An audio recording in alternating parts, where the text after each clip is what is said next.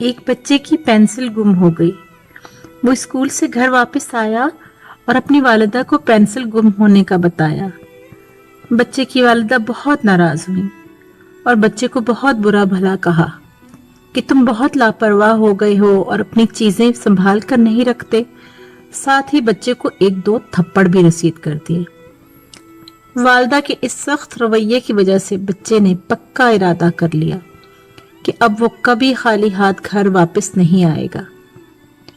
اس بچے کی اب جب بھی پینسل گم ہوتی، وہ دوسرے بچوں کی پینسل چرا لیتا اور یوں اس کو چوری کی عادت پڑ گئی۔ ایک پینسل چرانے سے جو سلسلہ شروع ہوا تو وہ دیگر اسٹیشنری، کتابوں، لنچ باکس اور پیسوں تک پہنچ گیا۔ چوری چھپانے کے لیے جھوٹ بولنا بھی اس بچے کی عادت بن گیا۔ ان بری عادات کی وجہ سے آخرکار ایک دن اس بچے کو اسکول سے نکال دیا گیا۔ بچے کی اسکول میں پینسل گم ہو گئی۔ گھر آ کر اس نے اپنی والدہ سے پینسل گم ہونے کا ذکر کیا تو بچے کی والدہ نے نرمی سے پوچھا، پھر آپ نے کیسے کام کیا؟ بچے نے جواب دیا کہ اس کے کلاس فیلو کے پاس 2 پینسلز تھیں تو اس نے مجھے کام کرنے کے لیے 1 دے دی اور میں نے اپنا کام مکمل کر لیا۔ والدہ نے پوچھا، پھر آپ نے اپنے دوست کا شکریہ ادا کیا؟ بچے نے جواب دیا، جی امی جان، میں نے جزاک اللہ کہہ کر اس کی پینسل واپس کر دی۔ والدہ نے بچے کو شاباش دی اور کہا، آپ کے دوست نے آپ کی مدد بھی کر دی اور نیکی بھی کما لی۔